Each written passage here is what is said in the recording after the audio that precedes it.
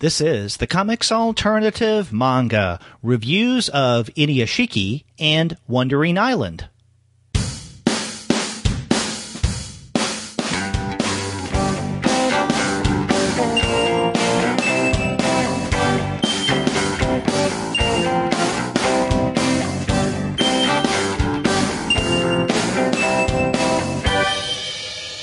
Hello and welcome to another episode of the Comics Alternative Manga. I'm Derek. And I'm Shay. And we're two guys who love talking about manga. And on the August manga show, we have a couple of really interesting titles to talk about. We're going to begin with Hiroya Oku's Inuyashiki. And then after that, we're going to look at Wandering Island, Volume 1 from Kenji Tsuruta. But before we get to those reviews, we want to let all of you guys know that this episode of the Comics Alternative Manga is brought to you by the great folks at Discount Comic Book Service. Go to their website, dcbservice.com, for all of your comics pre-ordering needs. There you're going to find all DC, Marvel, Image, and Dark Horse titles at 40% off of the cover price if you pre-order. For all of the other publishers, you'll find that those discounts are anywhere from 20 to 35% off of the cover price. And every single month, you're going to find some wonderful, unbelievable specials. Sometimes those specials will be at 45% off cover, sometimes at 50% off, but many times you can find discounts that are more impressive than that. Like this month, you can get those Viz Big editions of Rurouni Kenshin by Nobuhiro Watsuki for 30% off. And you can get those nice volumes of Akira, which we've talked about on the show, for, it looks like 25% off. Yeah, so you can find great discounts on manga and other comics at Discount Comic Book Service. Go to their website, dcbservice.com, for all of your comics pre-ordering needs. And after you do get your manga there, please do send them an email and tell them that Shay and Derek sent you. Shay, how have things been going with you this past month? They have been going pretty good. Is apropos of our kind of topic, I have been watching a lot of anime recently, so I've got that going on. But other than that, not too much going on with me. What about you? Well, at first getting ready to begin the fall semester, and then this past week started the fall semester. And I was going to ask, with you having graduated back in May, do you feel a little bit at a loss that you're not getting back into a college semester? It's a little weird, but it's not. You get used to it. You get used to having a little more free time in your day. Yeah, and later on, you're going to get back in the swing when you get into a graduate program. Yeah, I've got to take the GRE here in the next month or two, and then I've got to actually start sending all of the application stuff to some universities. But yeah, hopefully this time next year I will be in a graduate program of some sort. Well, use the time that you have right now, not only preparing for the GRE, but watching more of that anime. Yeah, I am lucky that I get to work from home, so I can really pack it in. Well, Shay, we have a couple of really interesting titles to discuss this month. But before we get into those reviews, I want to share with our listeners some email that we received. Mail time. Ooh, the mail's here. That means we get to see our old friend, Mailbox. This email is actually something we received over a month ago, but I forgot to read this on last month's manga show. This is from someone who has been listening to us for quite a while. He goes by the name Zach Fig, and that's one word, ZACKFIG, on Twitter. And he has every now and again corresponded with us either via email or through Twitter to tell us, how he likes the show or a comment on one of the titles we discuss. And in fact, after our June episode where we talked about A Silent Voice, he sent us a really nice detailed email giving us a little bit of information that we didn't know about that series. Now, I was supposed to share that in our July episode. I forgot. And so, Zach Fig, sorry about that, but now I want to read your insightful letter to our listeners, and also to share with Shay. I don't think you've seen this yet. I have not. Zach Fig writes, I listened to your review for A Silent Voice when it came out, but didn't have the chance to file a follow-up email until now. First of all, I do agree that the ending felt rushed and ultimately a bit wanting, but I am a bit sad that there was no discussion regarding the social context of its publication and how it is similar in that way to Western works like Blankets, Fun Home, and Persepolis, even if the stakes are ultimately much lower. Japan has a serious problem dealing with people with disabilities, are often more marginalized than here in the United States, seen as burdens by their families and parents, often blamed for the disabilities of their children, particularly the mother. This was shown in the manga when Shuoko's mom was blamed for the deafness of her daughter. In fact, the manga provided a look into the part of Japanese culture not many Western people get to see. In fact, Miss Oima draws from experience as her sister is deaf. Koi no Katachi, or A Silent Voice, was originally published as a one-shot special in February 2011 for which it won awards, but its subject matter made it difficult for it to be serialized following legal disputes. The serialization was delayed by a lawsuit claiming it showed a negative aspect of Japanese society. Luckily, the Japanese Federation of the Deaf endorsed the work, and that's what allowed for this series to be serialized 2 years later in 2013. So, here we are with a work that, while wanting, is a work that still needed to be published for the perspective it provides into a culture most people don't get to see or experience, be it a culture of bullying and being bullied, of living with a disability, or of a society that is ashamed of its disabled. Thanks, Zach Fig on Twitter. Yeah, it's really interesting background information that I had no clue about. Yeah, especially about the legal issues that he mentions. Didn't know about that. Now, we did discuss bullying in our coverage of A Silent Voice because that's a major theme. But one of the things we didn't emphasize near as much is the disability aspect and how a title like that does give voice to those with disabilities in one form or another. Right. That's definitely something that we should have probably touched on, but we didn't, and I'm glad that someone picked up on that and wrote to us about it. Yeah, and see, this is the kind of correspondence we actually love. We do like it when people email us or message us in one form or another to say how much they love the show. But when they point out things that maybe we weren't aware of or some kind of coverage that we should have given a particular text but didn't, I very much appreciate those emails and correspondences. So thank you, Zach Fig, for this letter. Continue listening to the show, and please do write us back and let us know your thoughts of future episodes. And everyone else out there, we emphasize that at the end of every episode, contact us, and we sincerely mean that. Yeah.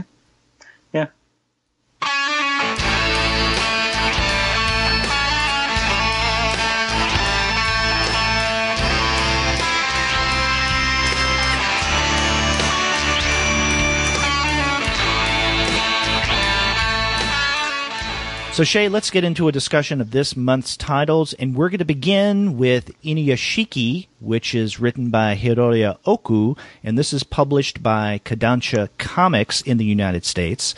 Now, Volume 4, which is the most recent English publication of this title, came out in June of this year. Volume 5 comes out in October, but you and I are going to be discussing the first 4 volumes of this. Now, Oku is also the author of the very popular series Gantz. Now, are you familiar with or have you read Gantz? I am kind of vaguely aware of it, and I know enough of it to kind of pick up on. You mentioned that Oku is also the author of Gantz. It's something that you could never have guessed at all from reading Inuyashiki, and I know enough about the series to know that they're watching the Gantz live action movie, and I think Volume 4, one of the characters is, and then obviously another character is obsessed with and talks often about the series. But no, I've seen it. I've seen pages from it. I've seen images from it, and I've been kind of aware of it, but I've never actually read it. Yeah, I'm about where you are when it comes to my awareness and experience with Gantz. Never read it, but I know of it. I do know that it is a very successful series that was a little on the violent and even sexually explicit side at times. And you don't really get that much of, I guess, a similar tone in Inuyashiki. Although in the third volume you do, and we can talk about that when we get into this title. But I do think it's clever that Oku inserts his previous series, Gantz, into Inuyashiki, because you mentioned one of the characters, and this is someone that we'll discuss. He goes by the name of, well, he goes by Ando, but he also goes by Choco. But I don't know if we want to call him one or the other. I'll call him Ando. He is big into Gantz. He has Gantz posters in his room.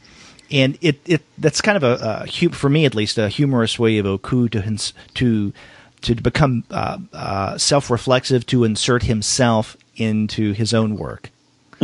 Yeah, I wasn't sure exactly how he had intended his audience to kind of read that moment, because at times it does feel very like tongue-in-cheek.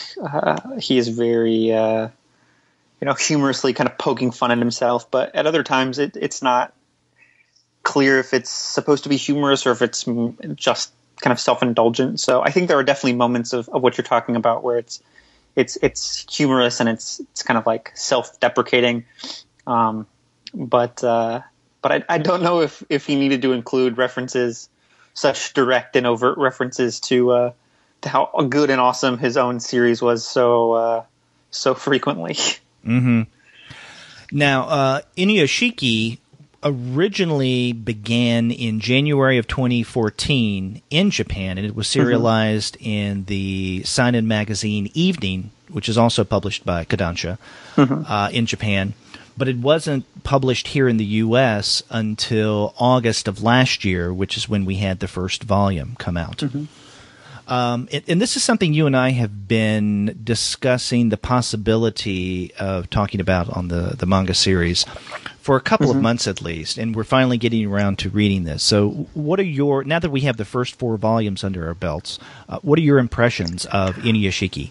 I mean, I'm looking at these a cover for the Japanese volume right now, and I think seeing this, if I had seen this instead of the covers that we have on the American editions, I would have definitely had different expectations, because I think anyone who is, and maybe you can attest to this as well, anyone who's seen those covers, it features these characters with their kind of arms opening up with these kind of like robotic, whatever machinery and their heads opening up. And so you're looking at that. I didn't know really much about the series going in, except what I had seen on those covers, and so my expectation was that this would be kind of like a cyberpunk manga, something similar to like Shiro Masamune's Ghost in the Shell, and so reading it, I definitely had to kind of reorient myself as I went along, and. But I found myself kind of enjoying it. We talked a little before we started recording. There are definitely parts of it I like. I like a lot of scenes, a lot of parts of Oku's writing. I like that he has the kind of foil for the title character Inuyashiki, who we get to see as much of him as we do of Inuyashiki, and he kind of takes this robotic enhancement that they're both given and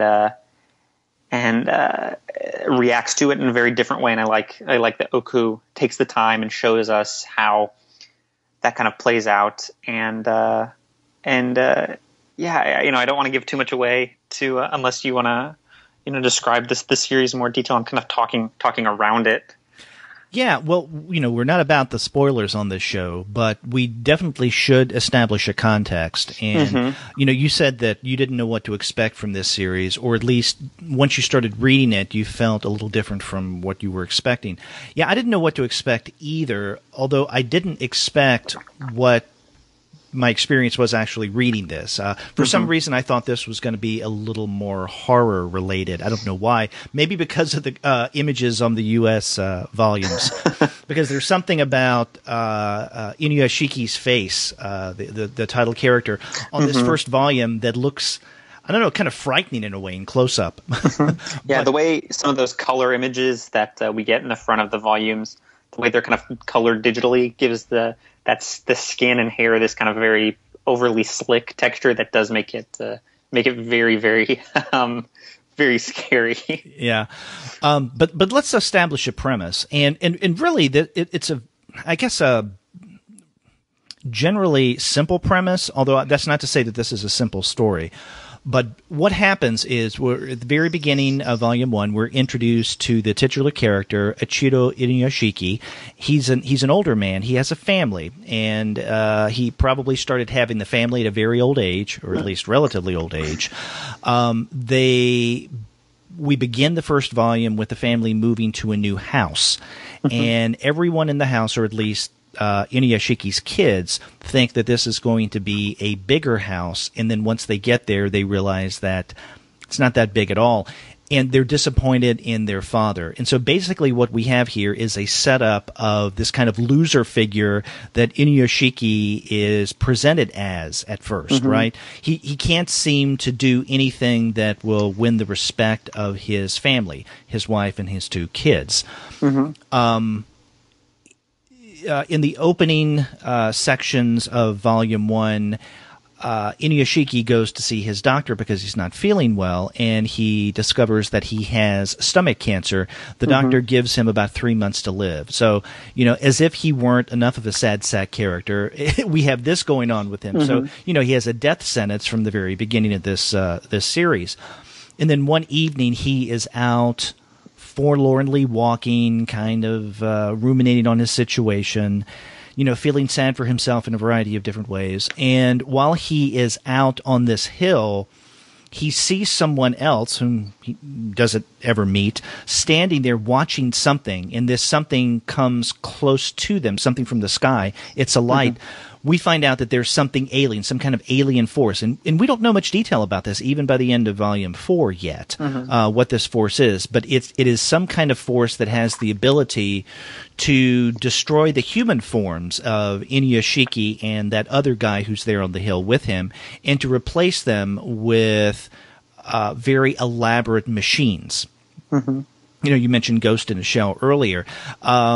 It's not cyberpunk in this sense, but basically we have machines, robots, if you want to call them that replace the humans, but not their consciousness, because they still feel they are who they are, at least initially. And so when Inuyashiki wakes up, because this completely knocks him out, he wakes up that next morning and he wonders, why did I just fall asleep on this hill? He goes home, and of course his wife berates him, where were you? Why did you fall asleep like that? That's strange. And then over the course of the first and then into the second volume, Inuyashiki begins to learn that he has abilities he wasn't aware of, and that he's not even human anymore like he once was. And so he decides that he is going to use his powers for good. Beginning at the tail end of Volume 1 and definitely into Volume 2, we're introduced to that second figure who was there on the hill with Inuyashiki when this alien force visited them, someone by the name of Shishigami Hiro. And Shishigami is in a similar situation of Inuyashiki, in that he has these powers. He's slowly beginning to learn what powers he has, but he's going to use his for less than good reasons, right? If not downright evil, if you want to call it that. And so we have kind of a simple premise of something happening with two people, both given special abilities, one using it for good, the other for bad, and it's how these two take different tracks and are eventually going to come together and clash in some way. So that's the situation that we have with Inuyashiki, the series.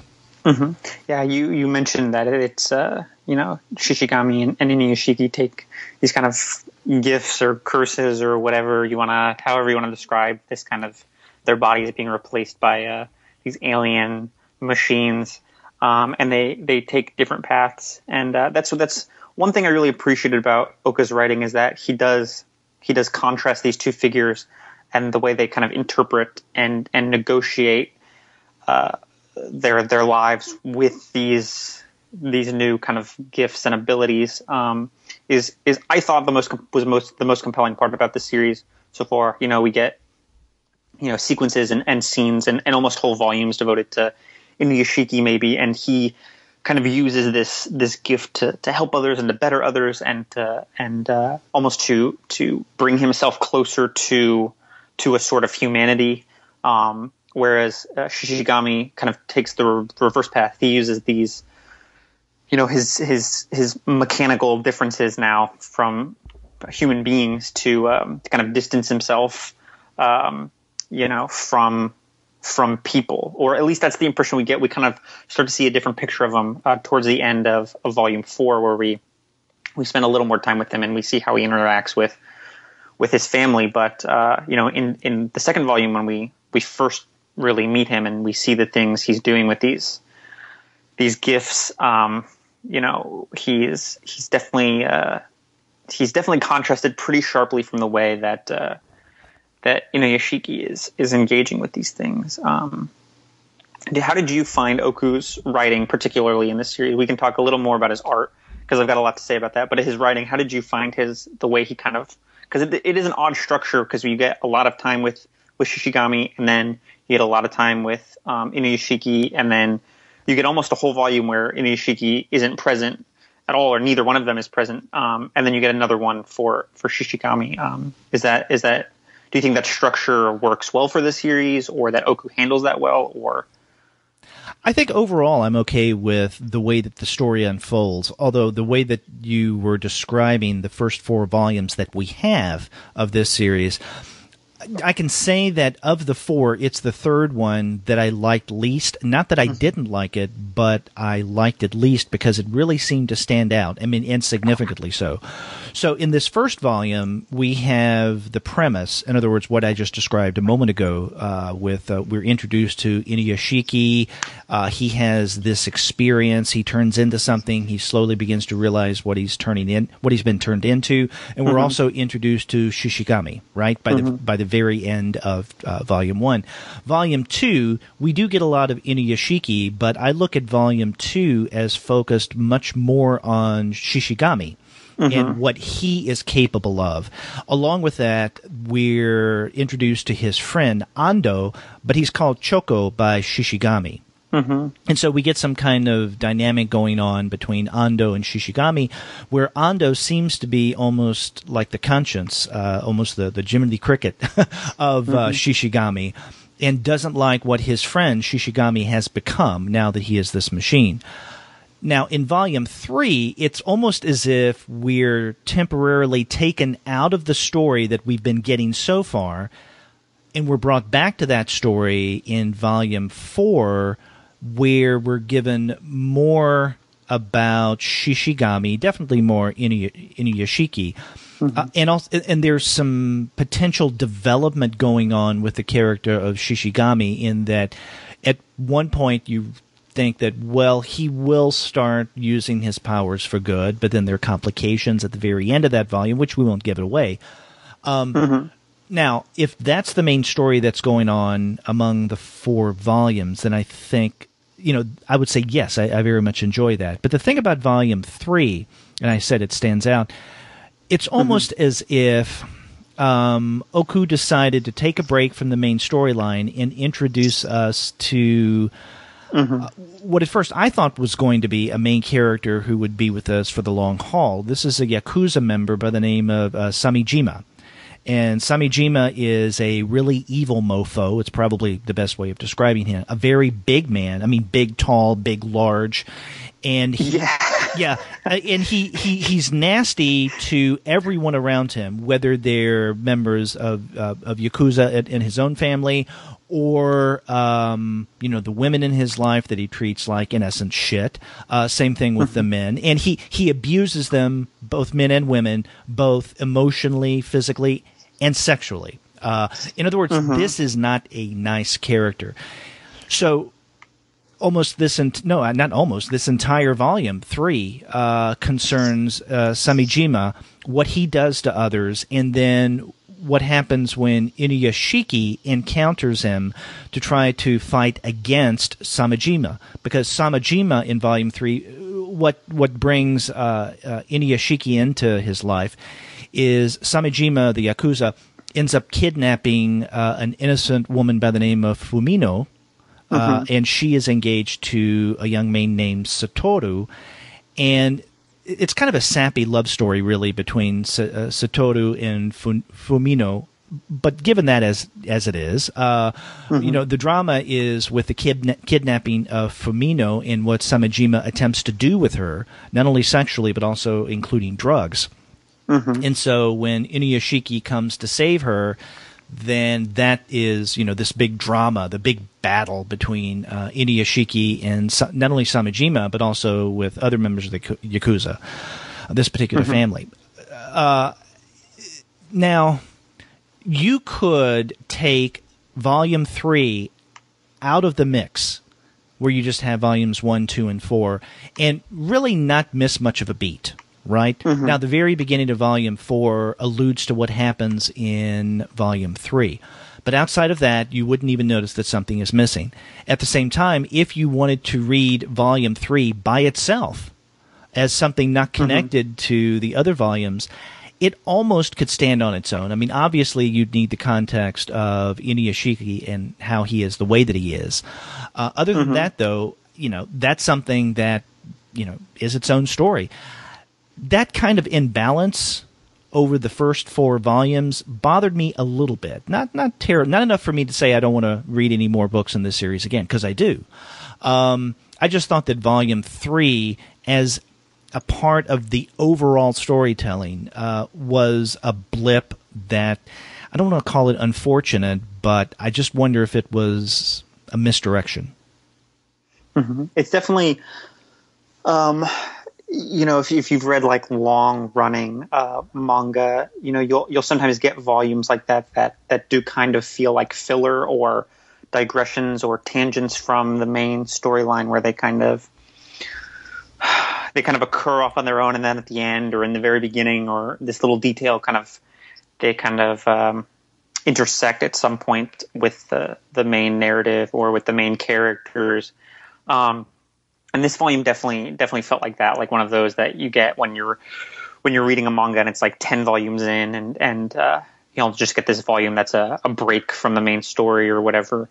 But I definitely agree. It's not something that I necessarily disliked, but in the context of reading those 2 or 3 or those 3 or 4 volumes, over the course of 2 or 3 days, it is something that it kind of stands out as being not really contiguous, I guess, narratively with the rest of those other 3 volumes. So I definitely feel similarly to you about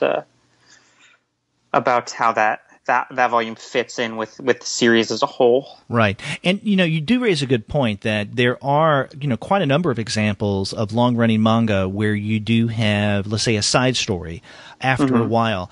And I have nothing against that. And, that is part of a long-running titles. It feeds into their world building, right, which I very much appreciate. Here, though, it just seemed a little too early to do something like that. And now I'm assuming, I don't know if this is a false assumption or not, but that the parts of this story that we're getting in the English language editions are coming out basically in the exact same order as the original Japanese events were. Now, if that's the case, then I think that what we have in Volume 3 does seem to come a little too early for the kind of feel that it gives. The narrative touch seems a little off. But right, I think so far the parts of Inuyashiki I like the most in terms of Oku's writing is or the kind of chapters or volumes that work as they kind of give the impression or the feel or the texture of like a very lean. Like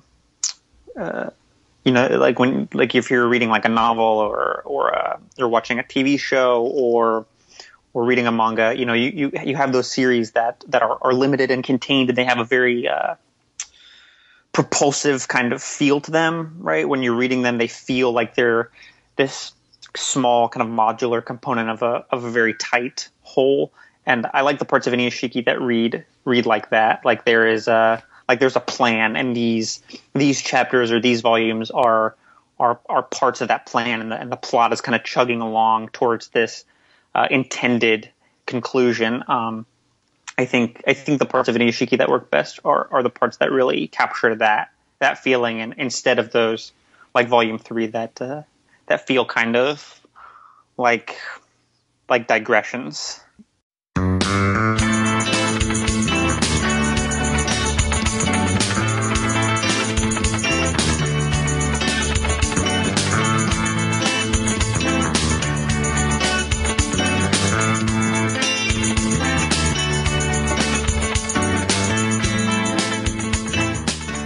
But again, I mean, I do like this series so far, and I want to continue on with it. Another thing about Inuyashiki that I feel a little iffy about, let's say, is in the title character Inuyashiki. Mm-hmm. It seems as if he is almost too much of a sad character at the very beginning, and not only at the beginning, because I think much of this tone plays out over the next couple of volumes. And I'm just wondering if setting him, the title character, up in such a way may not be a little too heavy-handed to show him as someone who has nothing going for him. I mean, really nothing going for him. And along with that, here's a question that I have for you, and that is, how long are we going to have Inuyashiki shaking? And what I mean by that is, when we're first introduced to him, I mean, he's an older man. He's not physically fit. And so whenever he is exerting effort, right, when he even something as simple as walking, he shakes. And Oku, adequately represents this kind of shakiness. But after he has this, I don't know if we want to call this alien or intergalactic workover, but after he becomes something else entirely, he becomes this machine thing, he still shakes. Or every time when we see him, we see those shake marks. Now, he's a machine and he's still shaking? That just didn't seem to make sense to me.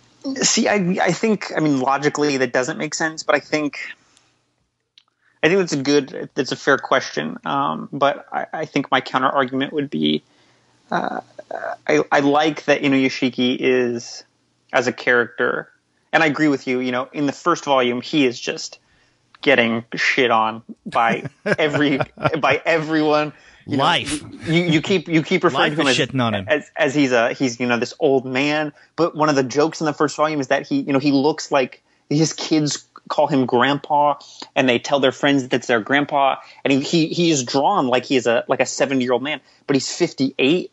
He's really not that old. He just looks old. Yeah, he's just kind of looks old and feels old, and all that plays into his pathetic nature, right? And he he doesn't make a lot of money, and he finally buys his kids a house, and they hate it, and they talk shit about him at school. It really is. I agree with you. That first volume is a little much, and then he kind of dies in a horrible explosion. He gets a dog, and the kids are all excited, but then they hate the dog, and it's But I like that. And let's not forget about the stomach cancer. Yeah, it's. I like that Inuyashiki is a character who, in spite of the fact that he is kind of, he's no longer human, and he can do these superhuman things. After the accident, he uses that technology, he uses those gifts to kind of get in touch with, or get back in touch with, a humanity that he had kind of grown numb to. And so I think there's an argument to be made that logically Inuyashiki shouldn't be shaking, and he's kind of a pathetic and sad sack character, but I like that Oku manages to retain those very, very minor details that kind of reflect his humanity and his connection to humanity that that even though he's no longer human, he is unwilling to or incapable of breaking. And the way that character and that the way we see Inuyashiki kind of behaving is contrasted with the cold, inhuman nature of Shishigami. So I definitely see what you're saying, but I actually like that Oku includes those little details. Okay, that makes sense to me. And another way that Oku makes sure that Inuyashiki, the title character, retains his humanity is actually by having his humanity accentuated once he becomes a machine. So it's rather ironic. I mean, he was in many ways a very good, maybe we could even call innocent character to begin with. And I think that this goodness and innocence comes out even more once he's turned into this machine thing, whatever it is that we want to call it, that he's become. Because not only can he help others in whatever tragedies in their life, and it could be, as he does in one part in the series, save a young child from a burning building that is about to crumble around him. He also takes care of people, stands up for them when they're bullied. There's one scene in the first volume, in fact, when Inuyashiki first learns that he has his powers, and there's a group of youth that are tormenting and looks like about to kill a homeless guy. But Inuyashiki stands up for them, and not only does he run them off through his powers, but he also uses some of his abilities to broadcast their identities, the young kids' identities on television, radio, and electronic devices to where they're shamed. And so, he does good there. But he also is able to save lives, medically speaking, and bring people back to life. Because he realized, what is it, a cat, I think, that gets hit by a car, and he touches the cat, rubs on, I don't know what he does to the cat, but he brings the cat back to life. And of course it's a mother cat, right, because its kitten is mewing. I mean, it's rather sentimental when this happens. And in fact, Inuyashiki, I described him as innocent. I would describe him, maybe a better word for him is very sentimental, because and there's a lot of weeping in this book, especially by Inuyashiki, and there's a lot of huffing about, like, whenever he's unsure or emotional, there's a lot of like, and reading this reminded me of my experience as a kid watching the old Speed Racer cartoon, because in Speed Racer, if you remember, people would breathe a lot, like, oh, Chin Chin. I think that was just I hurt myself right there just now, but that's something that used to annoy the hell out of me when I was a kid. It's like, why do they breathe so much in that show? But there was a lot of manga breathing in Inuyashiki. I think in Speed Racer it was I don't know if it was heavy breathing. I think it was supposed to be like an expression of like shock or like exasperated surprise, like oh. I don't know if it was supposed to be just everybody had asthma. Yeah, maybe it was that. That's what it seemed like. But I definitely see what you're seeing in Inuyashiki. It's I don't want to say melodramatic, because the emotional, it's not like trashy and broad and directly emotional or sentimental, but there are definitely a lot of moments you see that are devoted to a kind of like an overwhelmed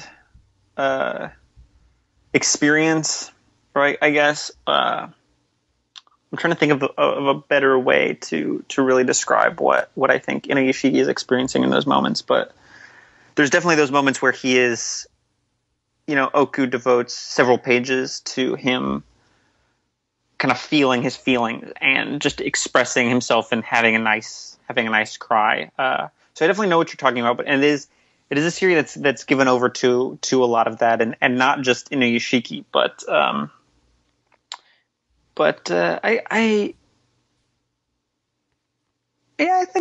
think I like those little moments. I like those very those weepy moments. In fact, I was just looking through Volume 2, and one of these weepy moments occurs in the first half of the second volume, and this is right after one of Shishigami's I guess, murder sprees, right? He goes into a family's house and he basically starts killing people, and he kills every member of the family. And the young woman, the daughter, when she comes in, she's the last to go, and we find out that she's been killed. So by the time that Inuyashiki gets there and sees the body of this dead teenage girl, God, how many pages? 1, 2, 3, 4. About that he's weeping. Right? He sees her and he goes, "Oh no, how can this be? Oh no, I couldn't make it. I was useless. Oh, you poor thing, you poor girl. I can't even cry. I'm filled with such terrible sadness, and I can't even cry." And of course, he can't because he's a machine. And so he's overcome with emotion here, and it's almost as if he becomes not only overwhelmed by his emotion, but he is overtaken by his emotion to where that's about the only thing he can articulate about how sad he is. And this is by far not the only occasion in this series when this happens. And like you, I don't think it's melodrama, but at times some of the things that go on in this series come close to being melodramatic. Yeah, and it seems like, I'm just thinking about, particularly a moment where Ando cries, and there's a couple moments where other characters other than Inuyashiki cries, and it seems to be that the only time Oku draws a character crying or has a character crying, they're crying these kind of uncontrollable, like deep sobbing, nose is running tears. And so, when these characters are given the opportunity to kind of express themselves emotionally, it's a very like deep, naked emotion, a very satisfying kind of expression of sadness. Yeah, there's a lot of body fluid in this series, and that just reminds me of something we discussed a while back, a Mysterious Girlfriend X. There's a lot of drooling. Yeah, this is a little more, crying is a little more okay than sucking on other people's spit. But I see what you're talking about. Now, you wanted to talk about Oku's art. Right. That was the thing.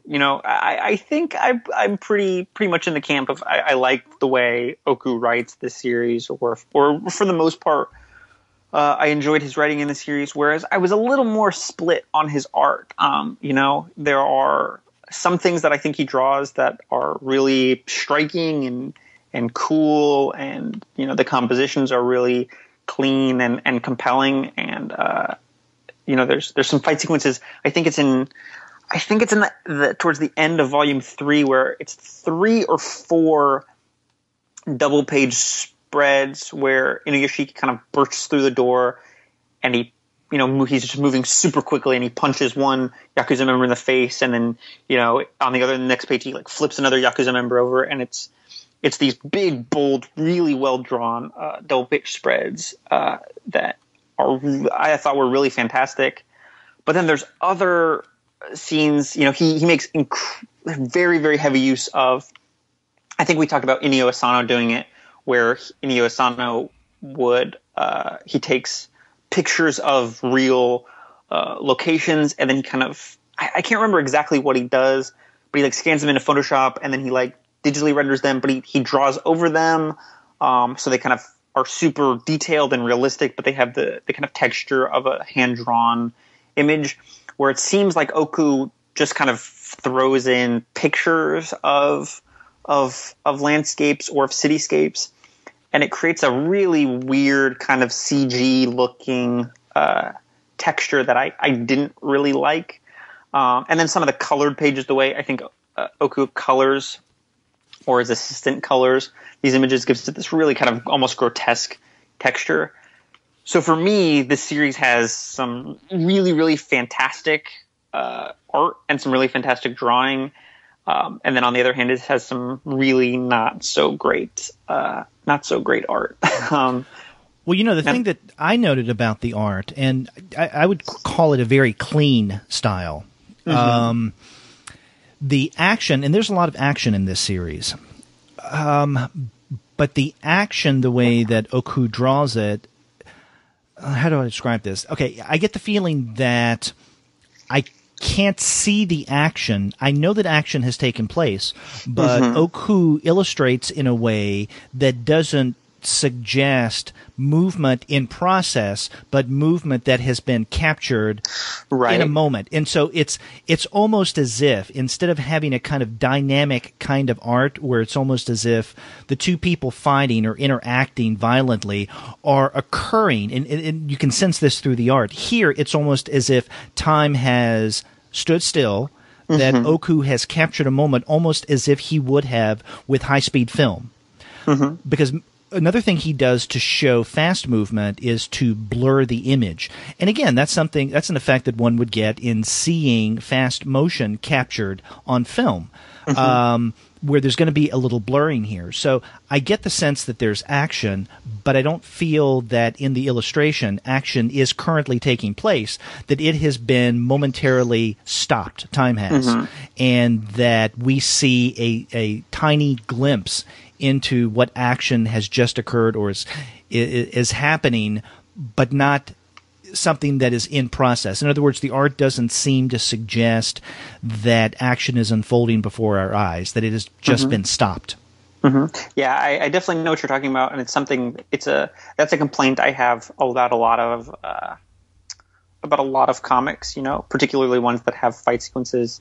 The way they're paneled, certain pages are, and then sometimes the compositions, they are. You don't really get that strong sense of motion, because I'm a big believer in the author of a comic, whether it's a cartoonist or it's a writer and an artist team. They can use the panel and the layout of the page and the size of the panels and the organization of the panels to really control the way time is experienced on the page. And I think in a fight sequence that can lend your fight sequence a lot of physicality, a lot of weight, a lot of motion and movement and dynamism, and can make it really compelling.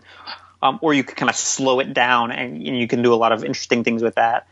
And so I think in the New Yoshiki, I definitely see what you're talking about a lot, where there's action, it doesn't have the kind of visceral feeling that it really should to be super effective. How about this?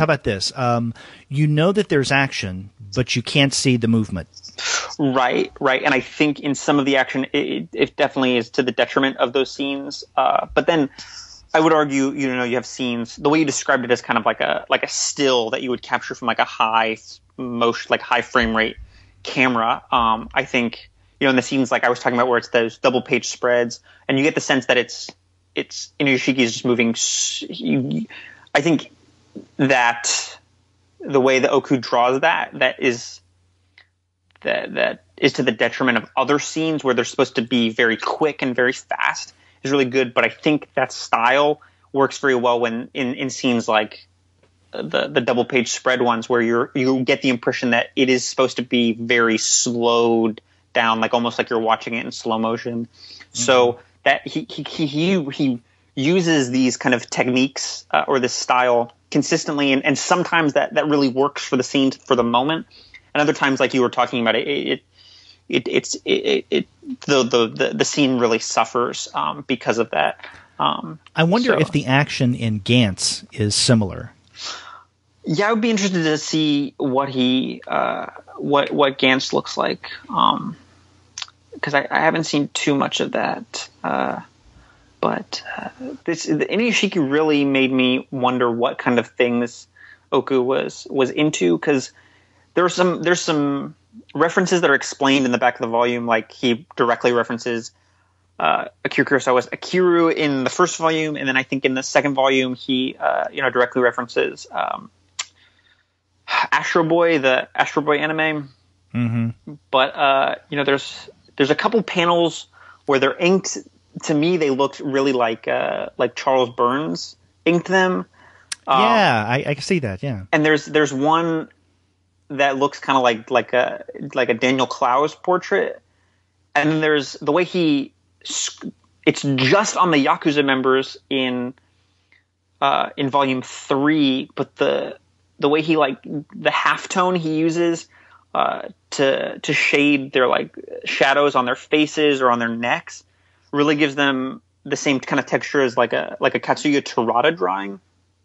And so you have all of these like single panels or pages or characters that really look like they were drawn by these other cartoonists, or not. That's maybe not the best way to put it. It looks as if he's like kind of doing an impression of those other cartoonists, where it doesn't look exactly like Katsuya Terada drawing, but it like approximates or looks like it's attempting to approximate the texture of a Terada drawing. Or a Clowes drawing, the way it's inked. And so seeing those panels, I was really struck by these panels throughout, and it made me really curious, like what kind of stuff is Oku into? Because he seems to have really weird, or really eclectic, I should say, taste. Mm-hmm. But I'm glad you picked up on that those one or two panels that looked kind of like they were inked by Burns, because I thought I was maybe reaching with that a little bit. No. You know, another thing about this series that I found interesting, but I'm wondering if this is intentional comedy or unintentional comedy, is when we see Inuyashiki, the character, mm-hmm. Without his shirt. Mm-hmm. So here is this older salaryman, right? Kind of a loser figure, really, the way mm-hmm. he was painted at the very beginning. And he is without his shirt. So many times he's walking around the city, walking into people's apartments, and, you know, this old guy without a shirt just comes mm-hmm. in. And, of course, he doesn't wear a shirt because he transports himself through the jetpacks that come out of his back, right? Mm-hmm. So, of course, his shirt is going to rip if the jets start powering and he has his shirt on. So he doesn't have a shirt after that first time, and, you know, it allows him to freely fly. But I thought that was funny, this older guy walking around saving people with no shirt, and people don't even think that there's anything wrong with that. Mm-hmm. There's one scene in, I think it's in the second volume, where he takes off his shirt in the middle of a park at night, and some parents are walking with their kid through the park, and the kid says something, and the parents just kind of like brush it off as like, oh, he must be just doing some exercise, some weird exercise. Right. But I'm wondering if, you know, my seeing humor in this, if this is just my American context being read into this story. Mm-hmm. That's definitely an interesting comment, and I'm not sure if Oka, you know, because on the one hand, they're definitely, you know, I think in Japan and in most of the world, there's a kind of ageism that says old people, or people who look old, or people who look frail, or are incapable of doing certain things. And I think there's an element of Inuyashiki that you can read as a kind of repudiation of that, you know. Right. But on the other hand, Oka definitely seems like the kind of guy who intends this to be like, ha ha ha, look at the old man being kind of ridiculous, based on kind of what I know about Oku, the kind of person he is. So I don't know if it is this kind of like, oh no, old people can be, you know, cool too, or if it's or if there is an element of like, ah ha ha, look how ridiculous this is. Let's laugh at, you know, old people because old people are funny. So I think that's a valid question to ask, and I genuinely don't know how it's supposed to be taken, because there are moments of both where you do get like, it is clearly supposed to be ridiculous, this image of an old man with a gun arm, but then you get other scenes where it's, you know, it's cool. So I don't know. I'm in the same kind of boat as you on that. But, you know, overall, I do like this series, and often you and I, maybe close to the conclusion of our conversation of a particular title, we ask one another, are we going to continue with this series? Mm-hmm. And I think both of us have expressed that we plan to. Yeah, it's definitely something I would like to see. I'd like to see how Oka develops some of these stories that he's kind of begun. So yeah, I'll definitely be keeping an eye on this one.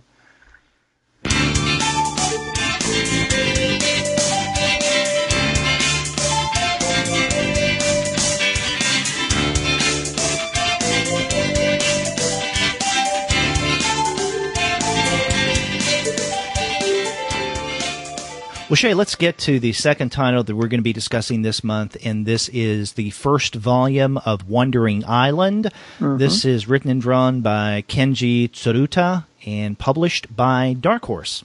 Mm-hmm. I did not know about this series before I saw it solicited 2 or 3 months ago in previews in the Dark Horse section.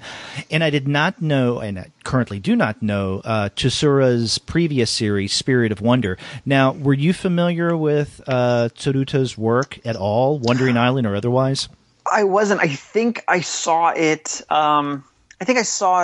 around the same time probably you did. I think it showed up on... when you go on Amazon, it's got like books that are recommended to you based on what you've viewed or bought or whatever.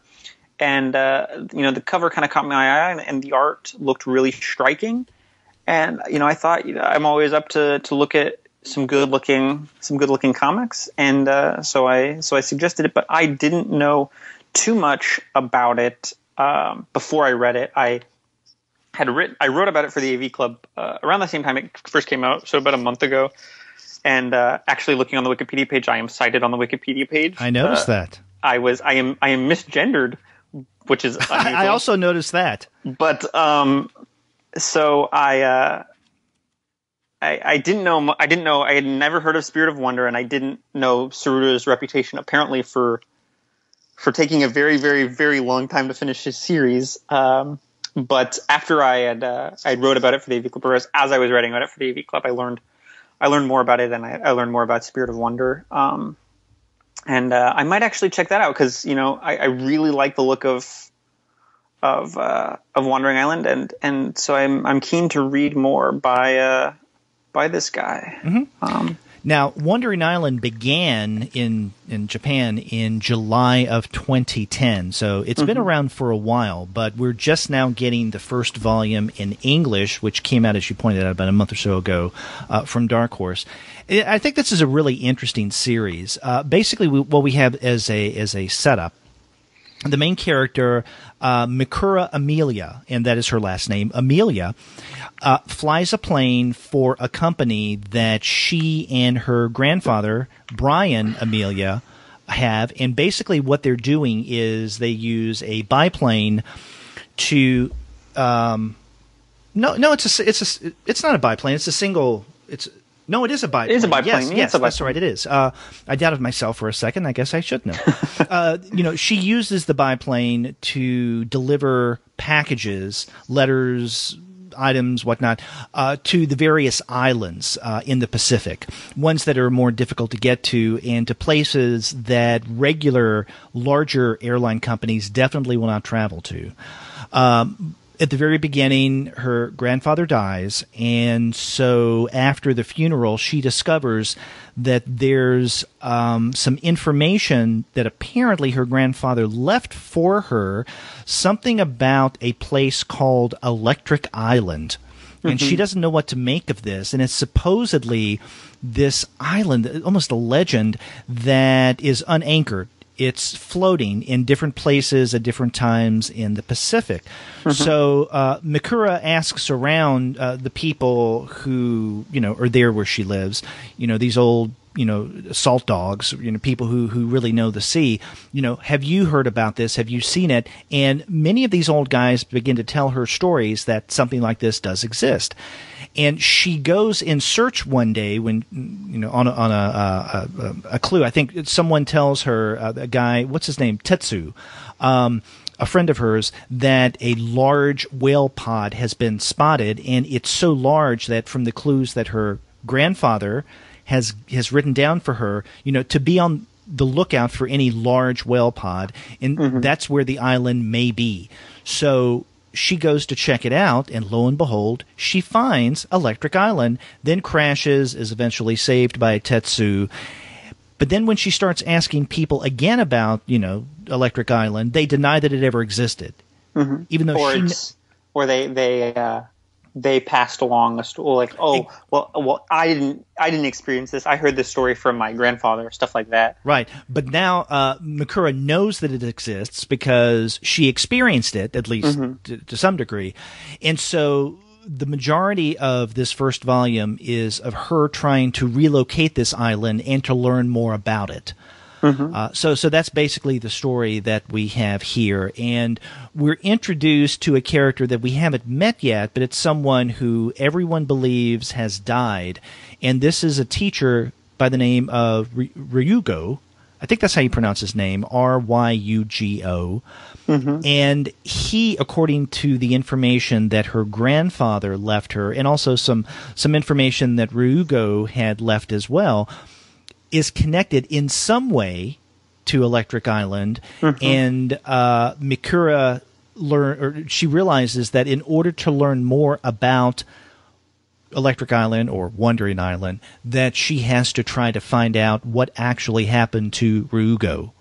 Mm-hmm. Because the hint there by the end of this first volume is maybe Ryugo is not even dead as everyone believes him to be. Mm-hmm. Yeah, it's definitely it's a really nice, fun. People talk about beach books. Books you can read on summer vacation. That this is a really nice beach comic. It's light. It's not too heavy, but it's not too fluffy either. It's got really nice, clean art.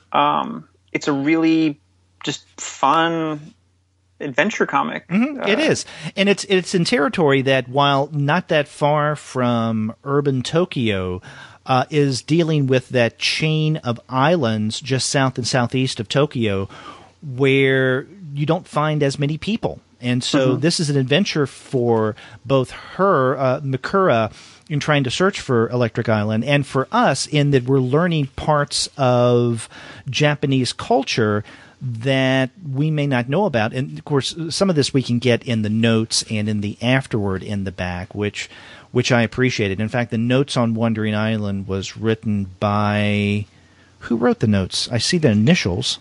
I think it was the editor. I wasn't sure, too. It's not the translator. Usually it is, but I think it was the editor. Oh, yes, Carl Gustav Horn. Yes. CGH, right. So give some information and cultural and geographical context about this area out in the Pacific southeast of Tokyo. Mm-hmm. So, and you're right, this does strike me as a great summer read. At the same time, though, I don't want to take away from the I guess, thickness of this narrative, the texture that we have going on here. Because when I hear, it's a good summer read or a good beach read, many times it's just, a rollicking narrative or an mm-hmm. action-packed narrative, and there's not much more to it than that, right? It's a great read, it's exciting, but you consume it, you put it aside, you don't think about it again. And I don't think that Wandering Island Volume 1 is that way at all. I mean, it's the former. It's a great read. There's a lot that goes on, and it definitely has my attention. But I think that there's a lot going on here with this. In other words, it's a book that you can, or you could, if you wanted to, read quickly and really enjoy. And at the same time, it's a book that if you do read quickly and put it aside and don't think much about it, you're going to be losing out on a lot of what Wandering Island has to offer. Mm-hmm. Yeah, I would agree with that. It's not... It's not the heaviest book, shall we say, but it's not fluff. It's not cotton candy. There's a compelling emotional narrative running through the book that I think is rendered with nuance and care, and it's definitely a book that rewards careful reading. Mm-hmm. I totally agree. Now, what did you think of, in terms of careful reading, our protagonist, Mikura Amelia? That is a good question. Because she's basically what drives this first book. Right. And the mystery she inherits, obviously. And there's a reason why I'm asking you this. I have to think about that a little more, I think. Well, okay. Let me come out and ask you. Do you think that she is a well-developed, at least what we can get in this first volume, a well-developed and serious character thickness? Yeah, I mean, I would say in terms of the time and attention that Tsurata devotes to her, and the way he kind of explicates her it's a difficult kind of character to render, I guess, because it really is mostly in the way he, draws her kind of ruminating and brooding and because she most of her time is spent on the water by herself with her cat, or engaged in this kind of unraveling this mystery in the confines of her own home or bedroom. So her cat is called Endeavor. Right. And it's a kind of difficult character to render because, you don't reveal her. You don't get the opportunity to reveal her through these constant interactions with other characters. Right. It really is her just kind of dealing with this thing or realizing this thing on her own. But I think Sarada does a good job of exploring that character and rendering that loss that she is experiencing, and the fact that she is using this mystery as a way to connect to or stay connected to the person who we get the impression was really the only family member she really had a close bond with, or the character or the person in her life that she really cared about. Right, not her parents, but her grandfather Brian.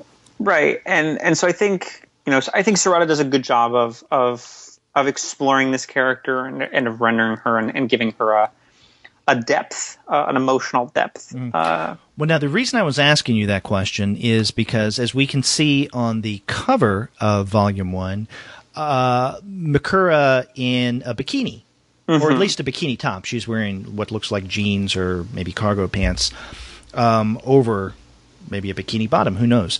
And there are many, many occasions in this first volume where we do see, I don't know if I'd call it a scantily clad Mikura, but definitely a bikini Mikura. And I think that one coming to this book without having read it, or at least read into more than just the first few pages, may wonder if Tsuruta is, let's say, sexualizing his protagonist to the point that she's seen as less of a personality and more as a piece of eye candy. That is maybe a narrative device for the mystery, right? But one that's nice to look at. Personally, I don't get that. I don't see her as being overly sexualized by any means. And I think one could read her wearing a bikini often, and not all the time, but often, is given the location and given what she has to go through. It's hot. She's on the ocean. In other words, she doesn't want to be encumbered by too many clothes, which definitely makes sense given her line of work.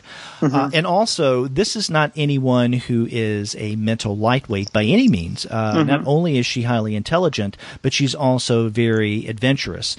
So, in other words, she's given, I think, all of those positive qualities that any male protagonist would get, right? But yet we see her often in a bikini, and I think one not aware of this story would think, oh, okay, is this going to be another example of manga where we have, the very attractive, sexy young girl here? But I don't think that that's where Tsuruta goes by any means.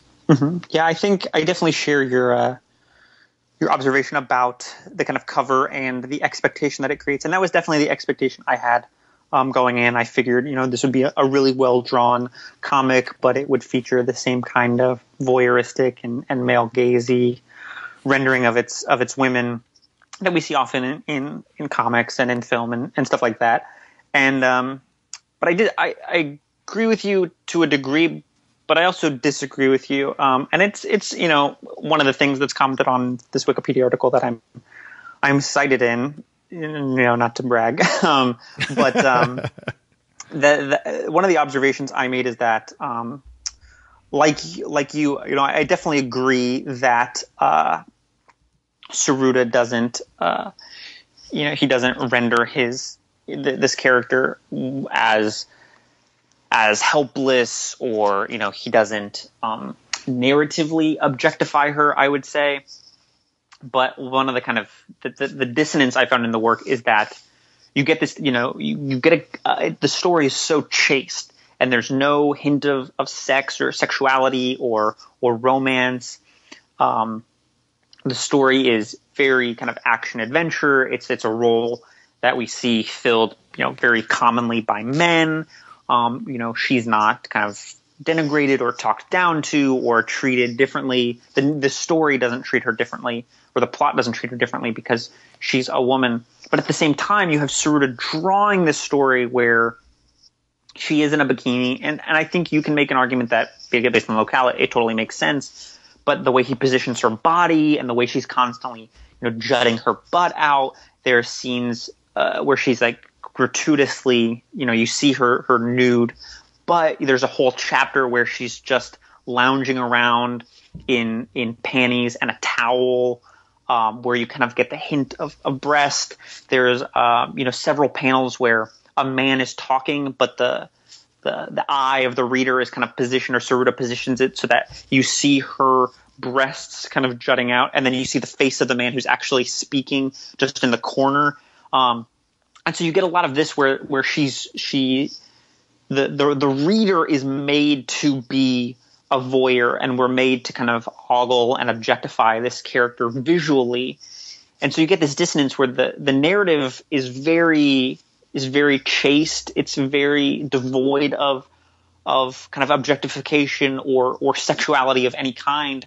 But then the way Tsuruta kind of draws and frames those drawings as very sexualized and voyeuristic, you do get this kind of gulf opens up between the story and how Tsuruta visualizes that story, and it's very weird. But I definitely so I disagree with you to a certain degree that Tsuruta, I think, does objectify this character, but not in terms of plot or narrative or characterization.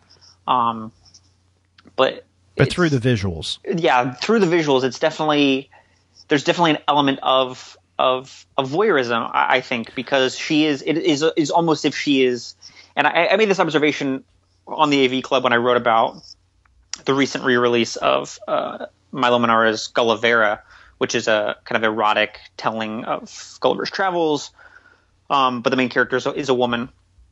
And frequently you see Manara drawing this character as if she's like posing, as if she's performing. She looks as if she is posing for a kind of boudoir photo shoot, right? The way she positions her body and the way she moves her body and stuff like that. And you see a lot of that in Wandering Island, where this character is just standing or sitting or just positioning herself in relation to the viewer, as if she is performing almost. And so it invites this kind of voyeuristic, scopophilic relationship with the audience in a really almost textbook male gaze way. Like if anyone listening has read Laura Mulvey's essay on the male gaze, it is almost in keeping with that, very, very closely with what she describes, where Tsuruta is drawing her as if she's performing for this unseen audience. Okay, so as you were speaking, I opened the book to page 42, mm-hmm. and I see what you're talking about here, and I agree with you, I think, to some degree, that there are instances throughout this first volume where Mikura is positioned in such a way that it's almost as if she's there for our gaze, right? That she's mm-hmm. posing for us. But I have to say that in my first reading of this, that really didn't stand out as much to me, at least as it did for you. And I think for this reason, the way that Tsuruta draws Mikura mm-hmm. is, I think, realistically, to me, if he were going to make this more about the visuals. In other words, if he was going to make his protagonist, if not complete, then at least a little more eye candy than she is, then he would have accentuated certain parts of her figure mm-hmm. in a much more noticeable way, but he doesn't. Okay, now you could make the argument that he is being sly there, right? So he's still giving us access to her body in certain ways, but in not an overly obvious way. Perhaps. I didn't see the visuals of Mikura as gratuitous. Because I would argue that some of those scenes where she seems to be positioning herself, there are just as many scenes where we have an unfolding, a slow unfolding of action when she's fully clothed. So, I mean, then the question becomes, are we making more of those scenes where she's in her bikini than need be? Yeah, I'm definitely not. I think that's a fair observation that, I don't think that Tsuruta is making this to be kind of an erotic work. He's not heightening her proportions or drawing her in the way that, even the way that I've seen Oku, in Gantz. What I've seen of Gantz, it features these really big-breasted women in these positions that is meant to kind of titillate, and it's meant to be almost erotic. And I don't think Tsuruta is doing that here. I think what you have Tsuruta doing is it's very much in keeping with this kind of cultural norm that you see in a lot of action movies. It's very common. The way that just women's bodies are photographed is just different, and you pick up on these moments, and it's not constant. It's not in every single frame. It's not in every single panel, but you do see these kind of. There are just too many instances where it just seems almost unnatural or unnecessary the way he kind of frames these bodies, and he segments these bodies in certain cases. Particularly, I was talking about one panel that I actually didn't recall until I was just scrolling through it just a few minutes ago, where he does segment her torso, and it's just her breasts kind of jutting out, but the subject of the panel is this man who is speaking, and he's just kind of off to the corner. It's instances like that where it's not meant to be necessarily erotic or erotica or this thing that you're supposed to stop and be aroused by, but it is this kind of normalized segmenting and kind of voyeuristic ogling of certain aspects of a woman's body. And so I definitely agree with your observations, and I don't mean to say that Tsuruta is intending for these scenes, these moments, to be erotic, and he may not even be like consciously making this decision to be like, oh, I'm gonna draw it like this, I'm gonna frame it like this to be sexy. And that's part of that dissonance I was talking about, because it is a work that doesn't give you that impression. It's a work that seems as if it's not supposed to be kind of sexy or sexual in any sort of way. Right. But then you do get those moments that is very much in keeping with what we talk about when we talk about the male gaze, that segmenting of a woman's body, that sexualization of a woman's body, that rendering of the body as an object that performs for the gaze. And so, I'm not going to come hard and down and fast and say, well, this is a very sexist and misogynist work, but it is an interesting aspect of the work that I think we should talk about. And I think it's okay to have a kind of multifaceted, problematic relationship with the work where we have that dissonance. Oh, sure. Yeah, there's no such thing as a perfect text, right? Yeah. But, if we were going to find some common ground between Wandering Island and Inuyashiki, it would be the lack of shirts. Yeah, it's definitely – and I definitely am not going to I think we can go deeper and say, well, why did Tsuruta choose to set a work in which it would be totally natural for everyone to be shirtless?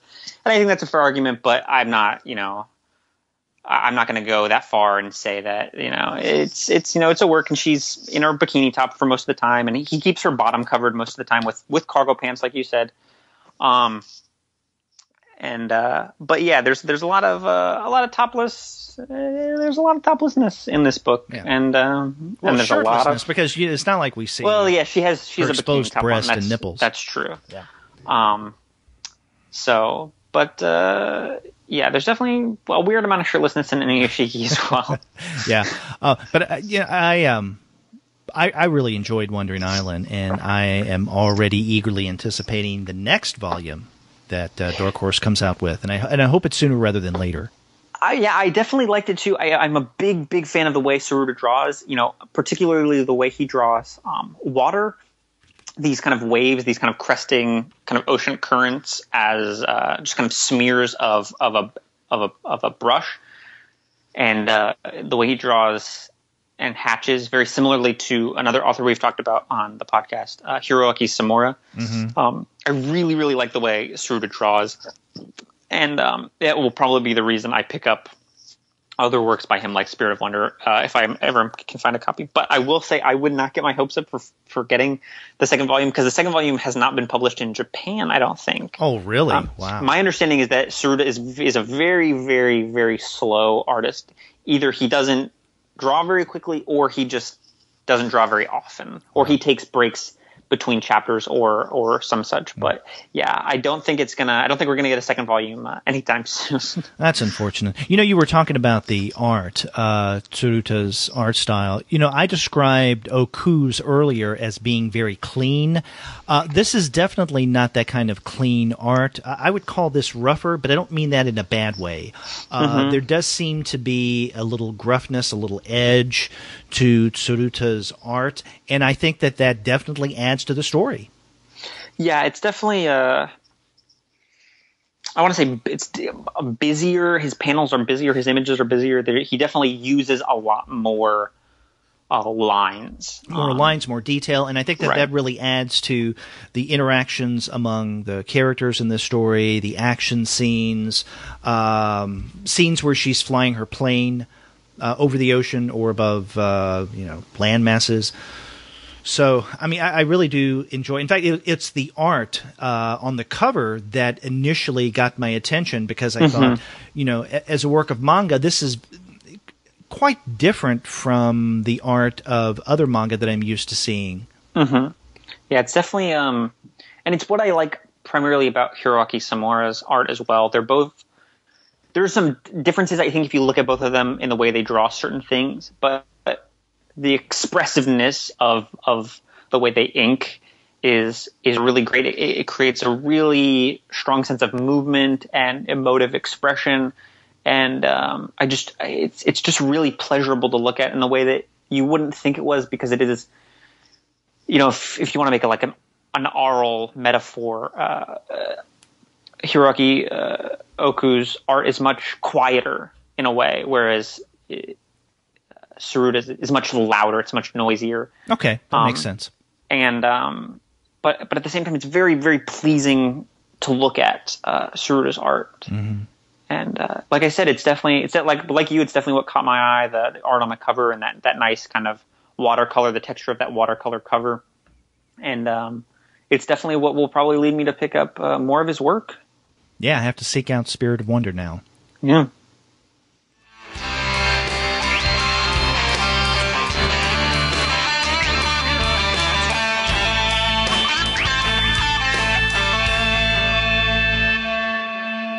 Well, we started off this month's manga episode with Hiroya Oku's Inuyashiki, and that is by Kodansha Comics, the fourth volume of which was released this past June. And then after that, we discussed Wandering Island, the first volume, got by Kenji Tsuruta, published through Dark Horse. So 2 really good titles this month. Yeah. So we highly recommend these to our listeners, and we hope that you enjoy them when you do read them. And as we've mentioned before, a great place to get comics is through our sponsor, which is Discount Comic Book Service. Remember, go to their website, dcbservice.com, for great deals on manga, great deals on comics in general. Every month they have incredible specials. Definitely check them out. And then after you do get your manga there, get in touch with us and let us know what you think about the titles we discussed this month. If you go to our website, comicsalternative.com, you'll find that you can leave us a voice message from the comfort of your own computer via SpeakPipe, which is really easy to use. Or you can call us the old-fashioned way by picking up the phone and dialing 4153-COMICS. That's 415-326-6427. You can also email us if you want to get a hold of both of us. You can email us at 2guys@comicsalternative.com. If you want to get a hold of me specifically, you can email me at shay@comicsalternative.com. And Derek, where do they need to go if they want to email you? Email me at derek@comicsalternative.com. You can also find us all over social media. We're on Twitter, Facebook, Tumblr, Instagram, Google+, Goodreads, Pinterest, and YouTube. You can subscribe to the podcast through iTunes. You can stream us on Stitcher. You can also find us on TuneIn. You can listen to us via Spotify, and if you're an Android user, on Google Play Music. But you can find every single one of our podcast episodes, as well as the reviews and the comics-related commentary that we post on our blog by going to our website, comicsalternative.com. So there are a lot of ways for people to get in touch with us. And our listeners should do what Zach Fig on Twitter does, and that is get in touch with us and let us know what you think about our discussions of these books. Yeah, we would definitely like to hear from more people. That's right. We'll be back next month with more great manga. Until then, I'm Derek. And I'm Shay. We'll see you later.